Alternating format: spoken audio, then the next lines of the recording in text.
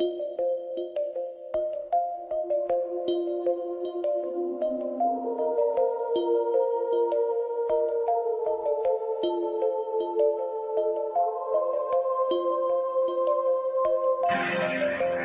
are listening to And If Love Remains, a unique show spotlighting people, ideas, science, culture, and art.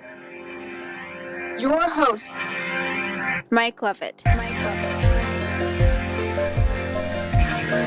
Thank you, Rachel, and welcome to And If Love Remains. I am your host, Mike Lovett, and I'm here with two, I'm not going to say old friends, two dear friends. Somebody I've known for a long time, Larry and Leticia Wilson, and I'm excited to have them on today. We're going to talk about, I grew up in a small little town called Grass Valley, California. It's an old mining town, and it's got a lot of like cool history and ghost stories and like a lot of weird history that only the locals kind of know. Nevada City's right there. It's very very strange. And so I love like small towns with cool stories. And they've helped publish this book, Stories from Kingman, Arizona, the heart of historic Route 66. It's written by Larry B. Wilson, which is Larry's father. And I'm excited to talk about this book, talk about Lauren, talk about your guys' relationship with it, and let's start there, Larry. Talk about you grew up in Kingman.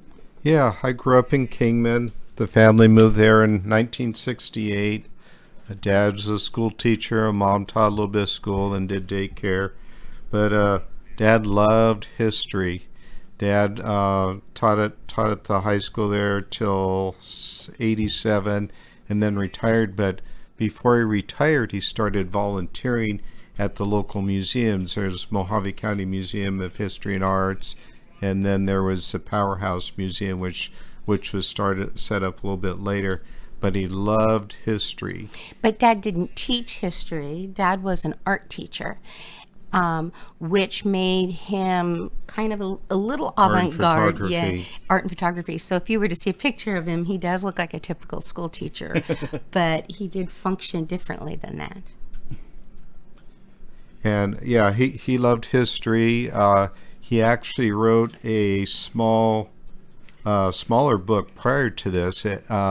It was listing obituaries in the area for I don't know, like I'll say the last 80 years. Oh wow, how cool is that? And that's wild. He actually had a family friend that came up to him and said, "Lauren, I did not know where my dad was buried at, and I read your book and I found out where my father's final resting place was, so she was very thankful."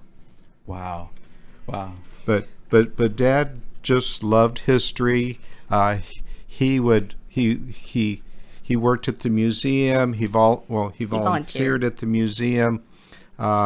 He would tell people stories. He would talk with people and gather more stories. And then he started putting some of these stories on paper and submitting them to the local newspaper, the Kingman Daily Miner. And he would submit them, and then somebody said, Lauren, you should write a book.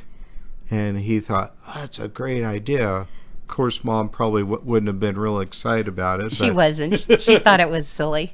But Dad, probably 2004, started compiling his book. Okay. And this was just his second book, but I think there's quite a bit more content than his first little book on a database of local obituaries. But by the way, I would find a book on obituaries kind of fascinating to learn about the local people, like all these like just stories, because you just learn it, like you just get a snapshot of so many people's lives. That's kind of interesting. Never thought about that, but I don't know how much if it talked about the history of the people that are there that are buried, but he helped identify markers. And one of the stories in this book talks about helping to identify markers, grave markers in Oatman because in of Gold Road. Because of the erosion that occurs to these markers, even if they're on stone, especially if they're on wood. Yeah. And so if you read the book in Oatman, you'll see there was a trick that they used with a mirror to get the reflective etching off of there. Oh, wow. And I'm sorry. And he used the mirror, and he was able to read the faint marking of the person's name. Oh, no kidding. So he took it one step further. He wrote all these names down, cataloged them, and then went and made metal stamped tags with the person's names, and went back to this old Gold Road cemetery, which was just outside of Oatman, and installed these metal stamped names, which would last a long time, on these grave markers. And later on, he would have other additional people come up to him and said, "Lord, I knew my father was buried in this cemetery. I did not know which one. They were totally illegible. I really appreciate what you've done." Sure. And then they would give him, a token gift to show their appreciation. What a great service. That's really fantastic. Yeah, he and a friend did it. He had a friend that did it with him. I forgot the name of the gentleman that helped him. But so we will occasionally refer to what Dad did at the museums as a docent. And for those of you that don't know that, a docent and a volunteer are the same thing. But for some reason at that museum, they referred to themselves as docents. Okay. And so as a docent and someone who loving history the way Dad was, he would gather stories to tell people as he took them around the museum, showing them different things. And he got very involved. And his story, people just enjoyed his story. So he was a really great storyteller. He would often tell us some of the stories too. Yeah. So when he went to write the book, he writes it as he's talking, telling a story. And the original book, for some reason, Dad decided to self-publish. I just don't know if he didn't have a contact for a publisher or just didn't want to go that route. Do we know? He self-published. He took it to the local printer. The local printer says in Kingman, and says, okay, minimum 1,000 copies at this unit price. Are you still interested? And of course, Dad was interested. Yeah. And he wanted to get his story out. I don't think his goal was to be able to retire early or become wealthy. He was already retired at the time. He just wanted to get his book out there. Right. Leave his legacy. Yeah. So he sold them through the local museum, the Mojave County Museum of Art and History. History and Art. History and Art. That's there. Is it just off of Beale Street, right there where 66? Where Andy Devine and Beale intersect. Yeah, where they intersect there in Kingman. And he sold a lot of copies. As a matter of fact, between that and a friend of the family who had a beauty shop and she would peddle the books there, he actually sold all of his books. Oh, wow. Well, he gave away several. Yeah, he actually was able to distribute all of the books that he had. And then shortly after he passed away, they ran out of books. They ran out of books. Ah. And we weren't sure what to do with that legacy. We had it, but we didn't know what to do with it. Yeah. And the museum contacted the family and wanted more books, but at that point we didn't have any. But at Dad's memorial service, Larry's sister, Lucretia Fast, ordered more books from H&H Printing.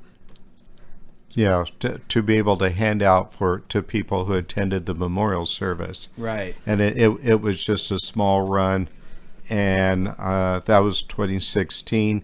And at that point, the museum had run out of books, was hoping for some more. There were no more printed because, it was a good-sized capital investment to go through the local printer. Yeah. And we told the museum, you're welcome to print more of your own. The local printer has electronic copy. You can do it. Well, they're in the business of presenting the history and selling books, not printing books. Right. Right, and it's a museum, so they didn't want to make a large investment in just one single book. Yeah. Basically. So it had gone out of print, and we were, I don't want to say we were grieving the loss of it being in print, but we realized that it really wasn't probably going to go anywhere. By the way, when was the original book? When was it first published? My guess would be probably 2005, 2006 time frame. Okay, so we're talking, yeah. I think it was earlier. He was working on it when I was at Sterling Energy Systems between 2003 and 2005. Okay, so the early aughts. Yeah, the early aughts. The early aughts. Yes. Yeah. Anyway, and so it had gone out of publication, and like I said, it was something that we knew in the back of our minds we probably would not do anything with. Fast forward to was it 2021? 2021. We took a vacation with some dear friends of ours, like you said, not old, but dear friends of ours, and in Knoxville, Tennessee. And Derek and Lisa are, as I said, dear friends of ours.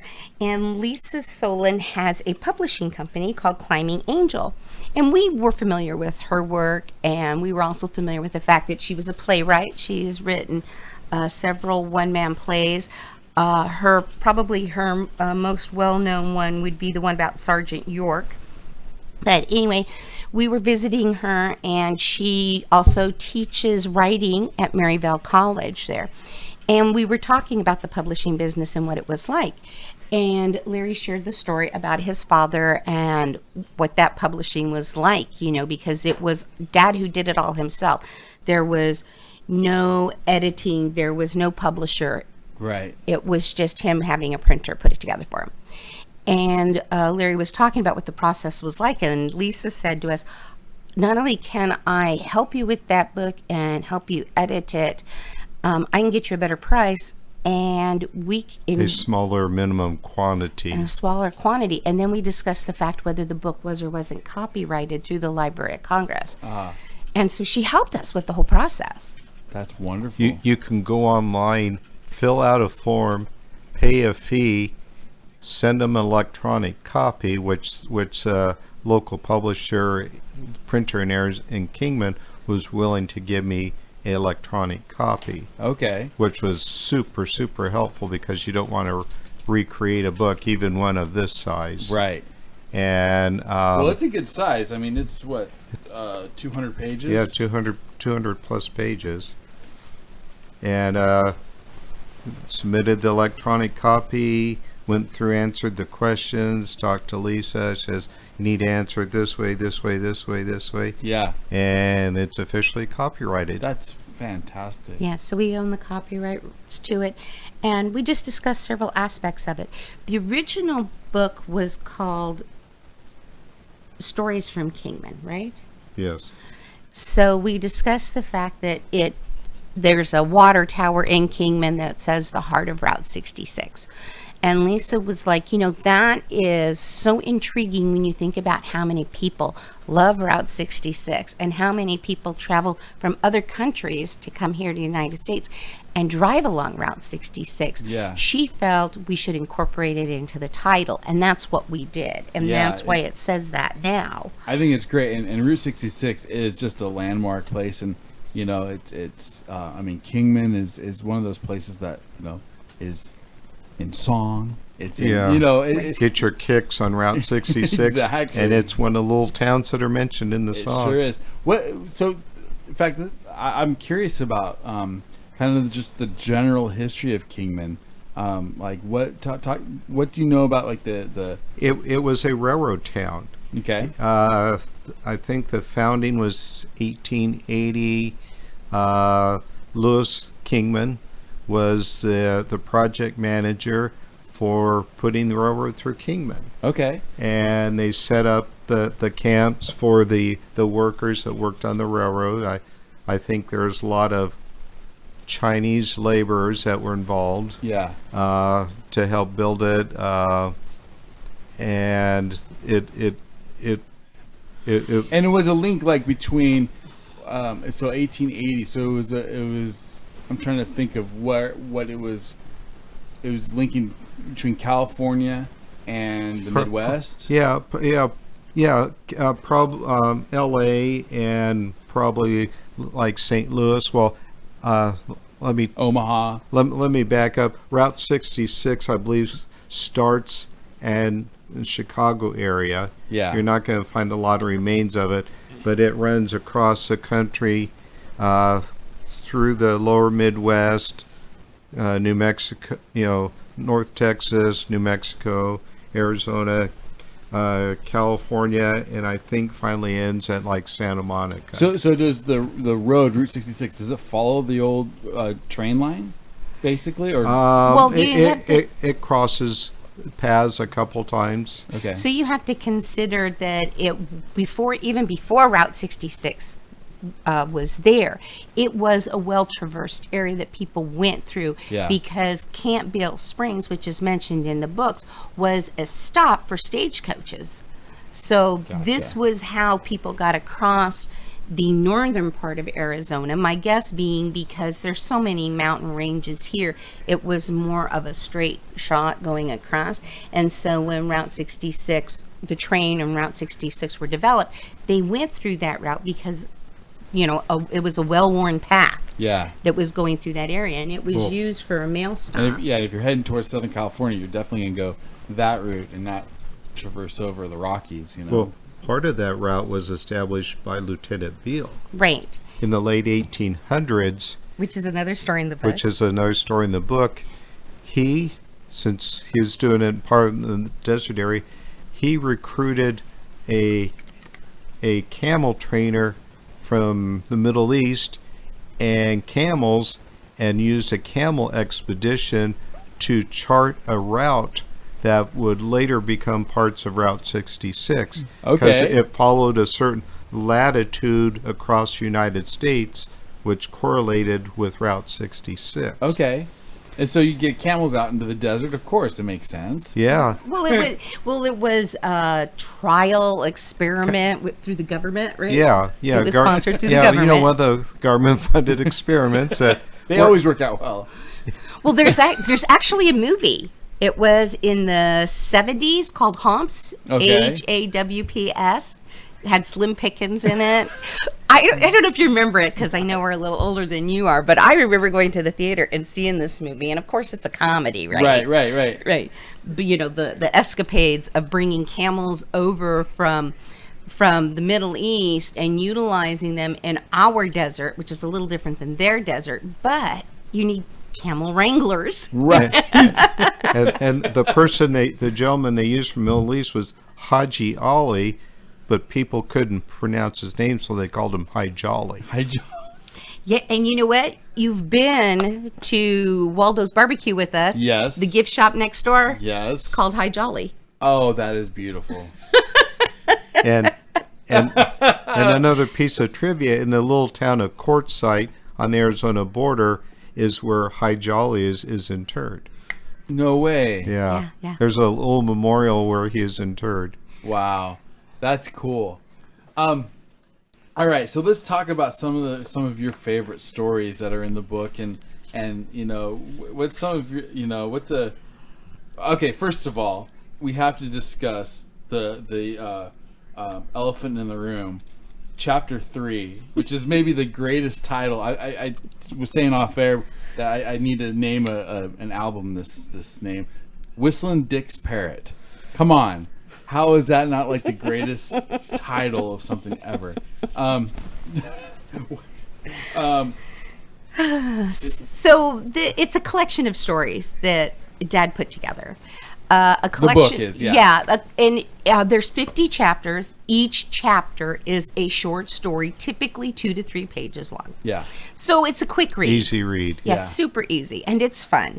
And so there's some stories that as you read them, you realize he's quoting someone that he's interviewed. And Whistling Dick's Parrot, which is chapter 3 in this book, you read it, and as I'm reading it, it is someone else that is telling the story. In the beginning of it, Dad says he interviewed Glenn Johnson, He was a longtime Kingman resident.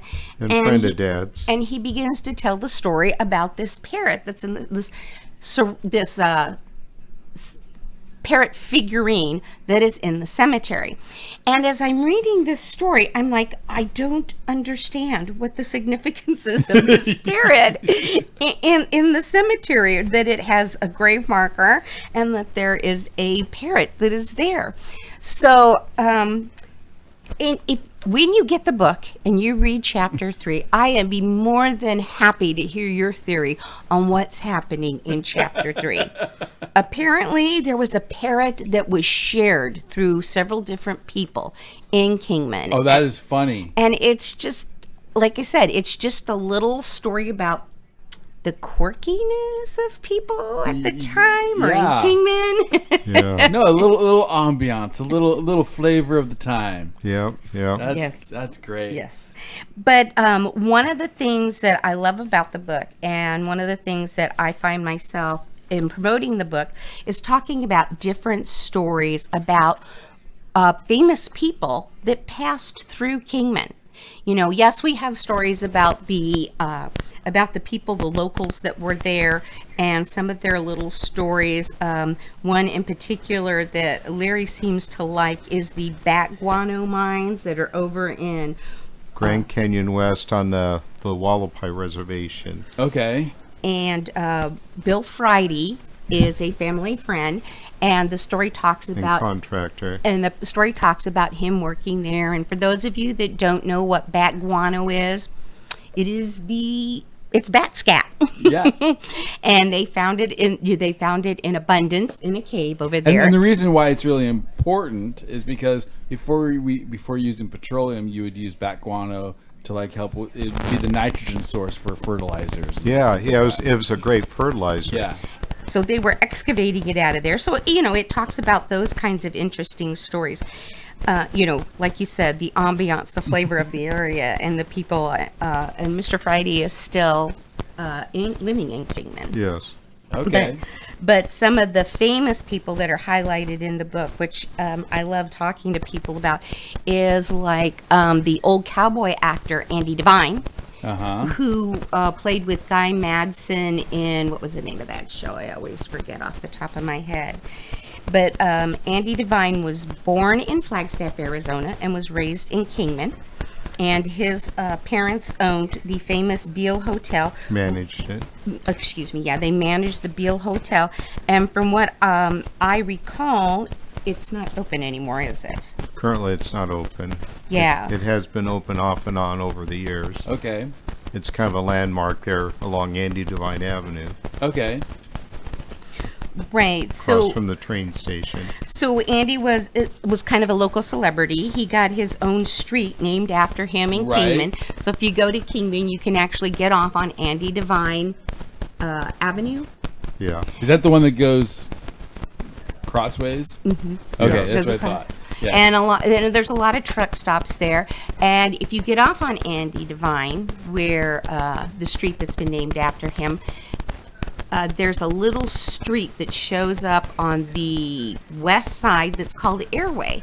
And I always thought it was interesting that there's this little street here named Airway just around a gas station and I'm going to say a Carl's Jr. or something that's right there. And when you start reading the book, you find out that Airway was where the original airport was. Airway and Banks, it wasn't the original airport. Charles Lindbergh started an airmail route across the United States. Right. And at that time, the airplanes had a certain range, so he would need to set up small airports to allow them to stop and refuel. Okay. And Kingman happened to be along the route, and he set up a small airport there as a refueling stop. And I think there's not much evidence left of it, but there was an actual airport there that that Mr. Charles Lindbergh was involved in setting up. That's incredible. Right. So, operating. so there's the story about Charles Lindbergh being in Kingman, running that airport, bringing people in from California or across the country. If you visit the local museum, the Mojave Museum of History and Art, you will see they actually have a hotel register from the Hotel Beale that Charles Lindbergh and his wife Ann Morrow signed as proof that they've been through the area. That's great. Yeah, so I mean, but going back to Andy Devine, he was a local sound that was loved there in Kingman, and so they named a road after him, and they had Andy Devine Days in mid-October in Late Kingman. September every Sorry, year. late September. And just as a little bit of a tidbit, it's not mentioned in the book, but Larry's dad was considered a local historian. And one year he actually was in the parade on the Wells Fargo stagecoach. So we have pictures of him up there, you know, beforehand getting ready and being up on the stagecoach as he goes by us. So, you know, he was... This is a disappointing thing for us. He was actually supposed to be the Grand Marshal of the parade that year, wasn't he? Yes. And you know what happened? He was invited to be Grand Marshal. Okay. So, do you want to... So every year, as just a courtesy, they extended an invitation to the current seated Arizona governor. Okay. To be the Grand Marshal. To be the Grand Marshal. Well, no governor. Governor says yes. Well, Governor Janet Napolitano says, "Yeah, I'll show up." So she was Grand Marshal, and Dad was in the next coach back. So right. You know, he was still excited about the honor of it all, and you know there was a special luncheon for him and the governor and the other participants in the Wells Fargo lead stage. Yeah, okay. So, you know, here all these years, before and since, the governor has been invited to be the Grand Marshal. The king, or in this case, the queen has arrived. Yes. And the year that Dad was going to be the Grand Marshal, Janet Napolitano says, "Yes, I will be there."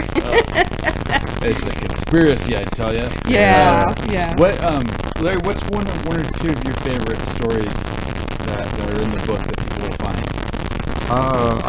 I think my favorite story was about Lindbergh, but I'm also very fascinated with Lieutenant Beale's expedition / experiment / camel expedition. Yeah. And the fact that he used camels to plot this route along a certain latitude. I should know what the number is, but I don't. But he used camels and plotted a route for the U.S. government and set up a camp there on the west side of town, which is called Beale Springs, which is a springs that runs year-round to the state. And they will actually, you get make a reservation through Mojave County Museum of History and Arts, and they will give you a tour of the area where Beale Springs is. And Dad was involved with helping to develop that area. He was also an amateur archaeologist. Oh, wow. So that, you know, his interest in history, his interest in art, that just made sense. Yeah. And so he went out to that area and helped with some excavation in that area and a lot of cleanup. It had sat idle and probably vandalized for many years, so yeah. He organized crews to go out there and do cleanup and put up some fencing and, you know, create some nice walking paths and make sure some of the debris was cleaned out from where the spring flowed. Yeah. What about the relationship? Obviously, you know, the 1880s is a, you know, interesting time in American history. What about the relationship between Kingman and the Native Americans, and is there any kind of reference to that? Is there stories about that? There's several stories. The local natives in the area were called the Wallapais, and the mountain range that is out the east end of the town, southeast end of the town is called the Wallapais Mountains. Yeah, because they were actually the Wallapai Indians before the reservation was set up in Peach Springs along Highway 66 east of Kingman. The Wallapais lived in the Wallapai Indians lived in the Wallapai Mountains. Yeah, there's a story in the book that talks about how when the military comes through, and of course they're setting up these forts to try and protect the white people, the westward movement that's going on, because the native culture was that animals or anything out there was available to them to be able to harvest and to use as they chose. While once the settlers are coming through, they're bringing their cattle, they're bringing their horses, they're bringing their livestock. And so the idea was to protect the possessions of these people that were coming through.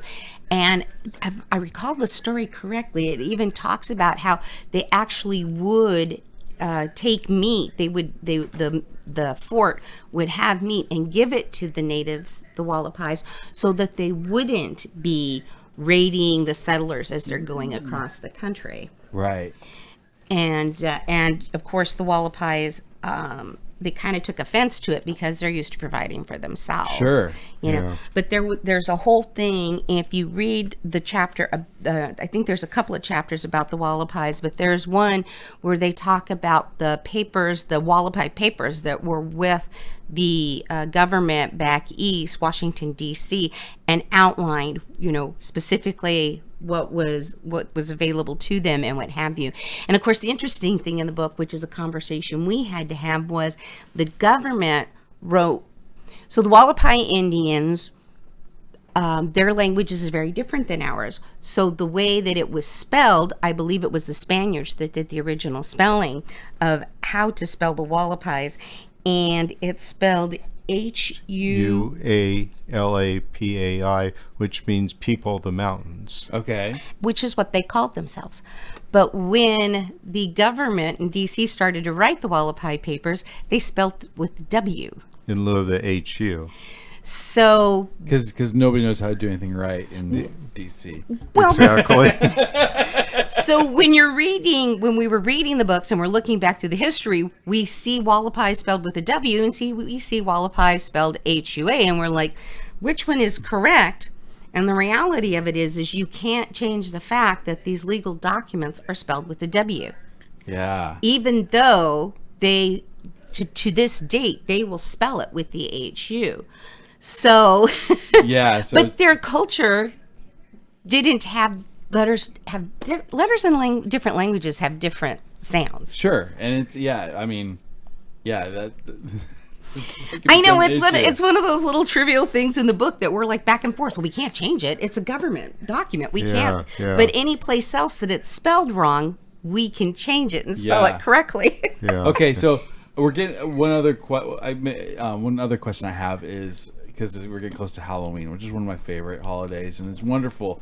Are there any cool Kingman ghost stories?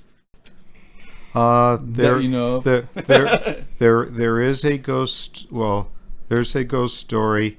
There is a canyon.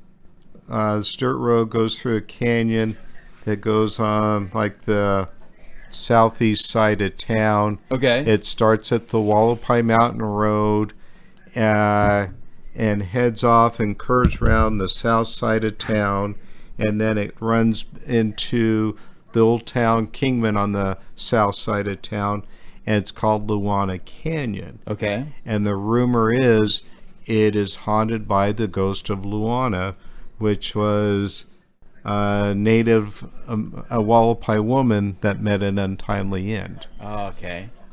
Now, I've never seen Luana, but several people have said that they have seen Luana. Wow. Okay. Dad doesn't mention that story in here. That's not one of the stories in here. And I'm not sure if that's just because it's legend to him or what the situation is. Yeah, that one would be a little bit harder to fact check. Yeah. But I mean, a lot of the stories, I think a lot of the with advertising the book and talking about the different stories that are in here, it's interesting what people will tell me. Oh, I never knew that about Kingman, or yes, I did know that about Kingman. And one of the stories is about the Doxal explosion in 1975, I believe. Which was at that time, Kingman had a volunteer fire department. Yeah, okay. Strictly volunteer. And were they trying to take 40? They were unloading a propane tank on a rail car into shipping trucks. Okay. And they were doing it on a hot day. Apparently, they weren't following the correct procedure, and it caught on fire. Oh, no.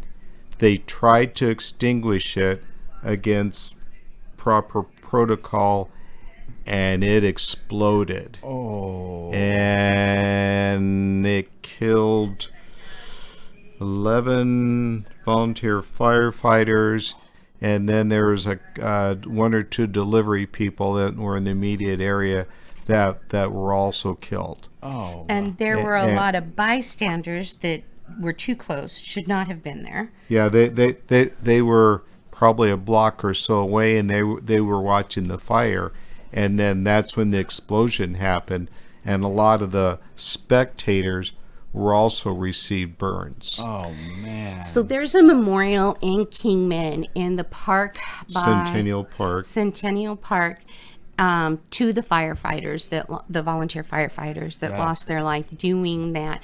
But we have a friend who was a firefighter for Tempe Fire for a long time, and Larry mentioned this story about the Doxal explosion, and he goes, "You know what?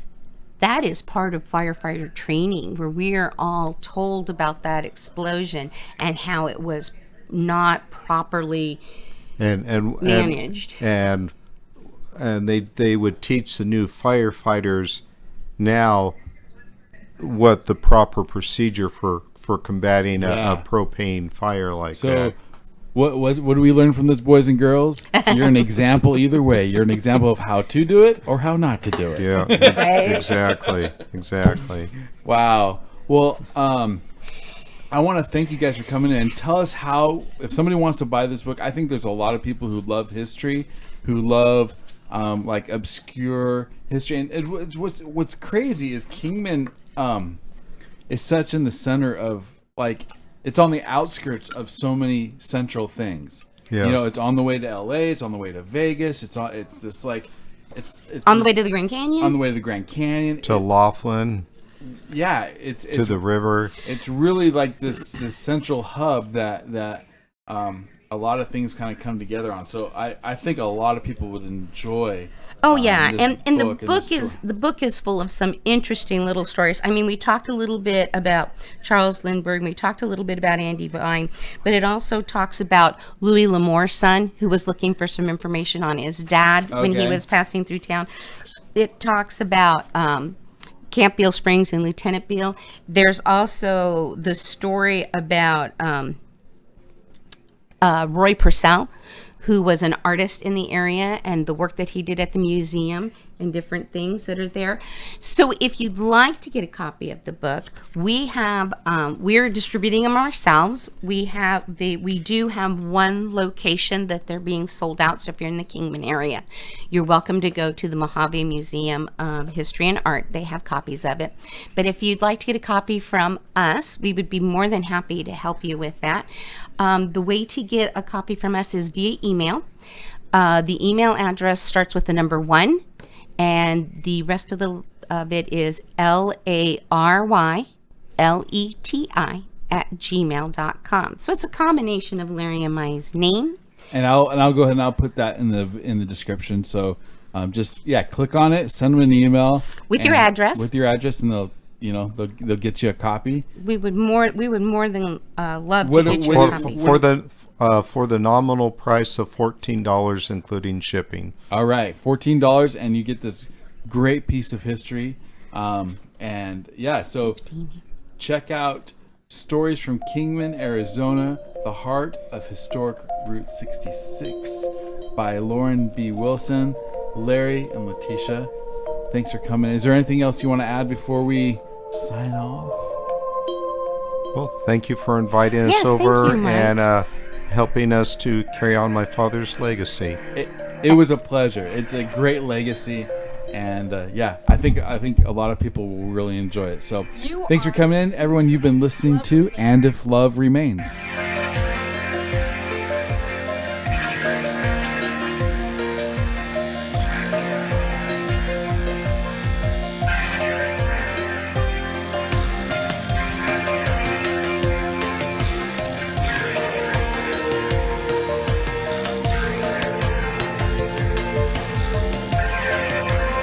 First of 23 installments requested by Dr. Levitt. Trying to be in compliance here because we're taking him and that whole organization down.